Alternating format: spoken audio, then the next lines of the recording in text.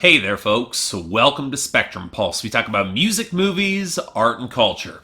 And here's a big one. Today we are finally going to be talking about the comeback album from Gorillaz called Humanz. Okay, so when I was around my second or third year in university around 2010, I hung around with a crowd that organized and went to a lot of raves. What can I tell you? I had a trance and acid house phase, most people do. Anyway, even though I'd prefer to stick to bourbon and beer instead of pot or X or psychedelics, I did have several extended conversations with several people surrounding the culture while they were often on these specific substances. And I remember one evening and one statement distinctly. If you ever choose to get into drugs, you'll wind up liking a lot of electronic music or a lot of hip-hop, and eventually you're gonna listen to a lot of Gorillaz. Yeah, okay, probably not a fair label to stick to Damon Albarn's most successful side project after Blur by a mile, but there was some truth to it, as the rhythmic, repetitive song structures, the deep grooves, and the ever so slightly off-kilter vibe would probably seem profound to a chemically enhanced mind. And when you throw in the trippy cartoon visuals and a sort of extended, convoluted backstory that's cotton candy for stoners, yeah, I could see the appeal. And even though I didn't and still don't do drugs, I did get into Gorillaz a fair bit that year. I liked their albums, I really dug the grooves, and once I decoded the message, a lot of the post-apocalyptic environmental themes, they did resonate for me. But around the end of 2010, around the time that The Fall was released, although not explicitly because of that album, though it didn't help, I kind of fell out with Gorillaz. Never to the point where I outright hated any of their albums. Their singles are still karaoke staples for me, and it's great vibe music that has aged ridiculously well, but I'm not really as passionate about this virtual band the same way that I used to be. Part of it is linked to memories of old friends that I haven't really spoken to in years due to me, unfortunately, burning some bridges, but it goes beyond that. Even from the beginning, I was never really all that impressed with the songwriting, and Lord knows the years of post-apocalyptic art in movies and music has not helped the themes feel any more original or less heavy-handed, but I also had the impression that Damon Albarn occasionally was trying for a swell and bombast that were just a poor fit for his overall cast of characters. And again, I long ago stopped caring about his overarching narrative. As I've always said, if you need peripheral materials in order to explain your album's progression, you haven't exactly succeeded as a storyteller here. But hey,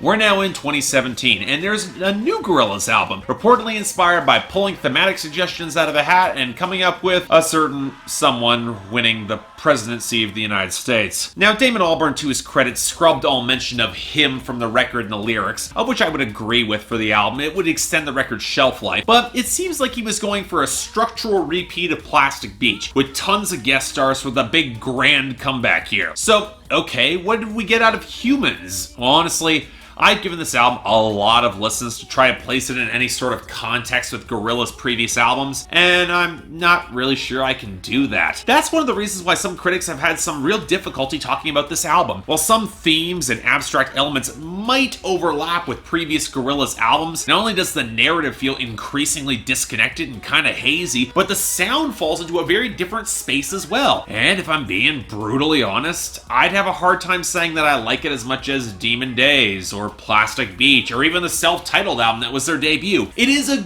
good album, but if I'm trying to recall the allure of their previous albums, I'm not really hearing it in the same way here. In other words, it's good, not really great. And here's the thing, from a thematic and conceptual point of view, I could easily get behind this album, even though Damon Albarn's traditionally underwritten lyrics can kind of get under my skin. While there's always been an apocalyptic element to Gorillaz' work, it's framed a lot more between the lines instead of directly in the text on this album, instead focusing on those who are trying to dance and hook up in order to escape a crushing weight on their consciousness coming from the surrounding world, pushed to greater excesses out of pure desperation to survive and make the most out of what level time is left. Now, when we do get snapshots of what the outside world really looks like from the pitch black nihilism of Vince Staples against the glittery major melodies on Ascension, to the relentless, semi-deranged intensity of De La Soul on Momentz, then the lingering depression from Danny Brown on Submission, to Pusha T's uncharacteristic moments of a questioning tension, you can tell that it's a world waiting with bated breath for that hammer to really come down and real darkness to eclipse the party that's spiraling into darker territory with every percussive beat. And it's telling that Strobe Elite,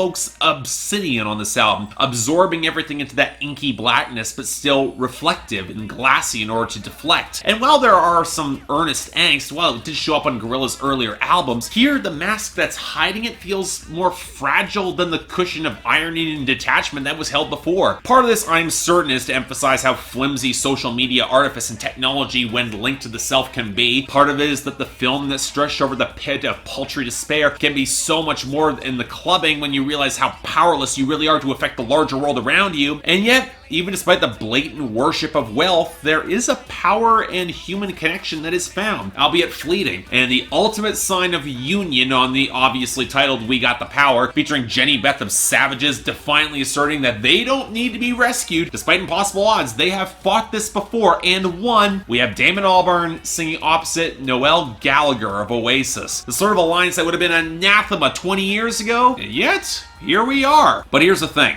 In between the guest rap verses that I really loved and the moments of startling clarity, this record seems more interested in that club environment itself, even to the point where it feels like Damon Albarn's vocals are all the more muted and shoved aside, almost a guest star on his own album. Which, of course, you kinda need to some extent in order to sell the progression here, but I'd argue they didn't really find the right balance. Despite the presence of Ben Mendelsohn on the interludes, I'd say that they're all pretty perfunctory, even if I did get a little bit of a chuckle out of the non-conformity oath that's blatantly ripping off Monty Python's The Life of Brian. And that's not counting the guest stars that are either misused or utterly misplaced. The most glaring one being D.R.A.M across this album. I mean, you have one of the most vibrant and distinct vocal personalities in hip-hop right now, and you make them near unrecognizable in songs like Andromeda? Or take Saturn Bars. I don't really mind Popcan doing his thing and he nails the tone of the song, but the content doesn't really connect or mesh with Albarn here. And while I appreciate Grace Jones anchoring the wiry soul of Charger, or Kelela's contributions on Submission and Busted in Blue, although uncredited in the second song, and Mavis Staples is damn near perfect on Let Me Out opposite Pusha T, one of Gorillaz' recurring issues comes back with the usage of, say, Anthony Hamilton on Carnival, or Benjamin Clementine on Hallelujah Money, which I'd argue don't really work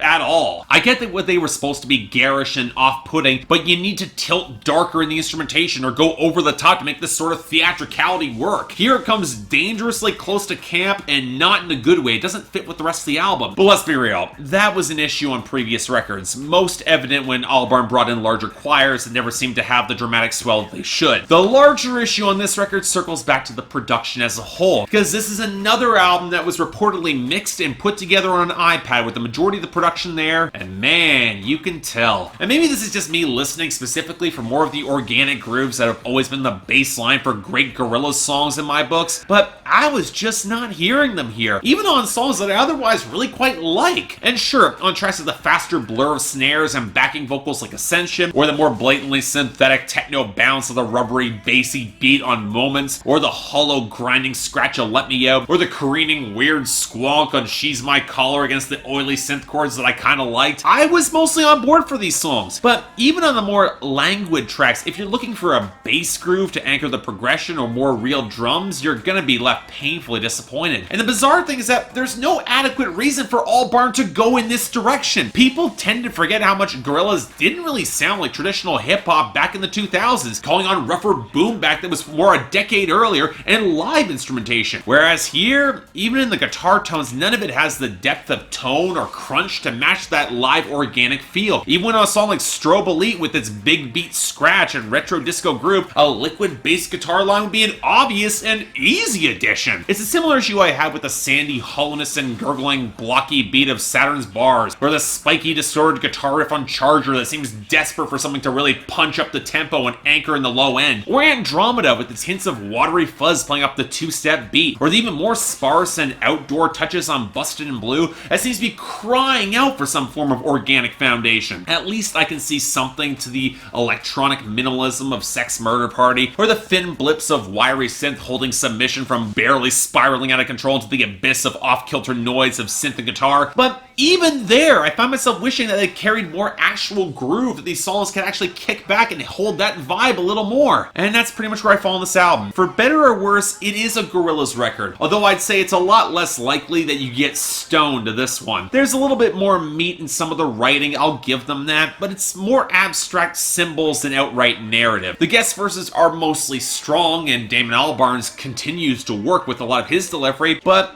I think the production, just like on The Fall, is letting Gorillaz down consistently and not giving them a picture that's nearly as lively or colorful as the virtual band probably deserves. And a lot of these guest verses could probably use it too. Again, it's still good, which is why I'm giving this an extremely light 7 out of 10 and a recommendation, especially for fans, but they're not matching their 2000s output in groove or vibes, and I unfortunately don't see that returning anytime soon. Still, it's as good as you could reasonably expect, so yeah, go ahead. Check it out. So yeah, thanks a lot for watching. I'd like to like and subscribe. I'd be more than grateful. I have to admit, I know my kind of detailed history on Gorillaz is kind of irrelevant, but yeah, I kind of wanted to put it out there because I wanted to like this affair a bit more. I just wasn't really getting on board with it. There wasn't just that much to it.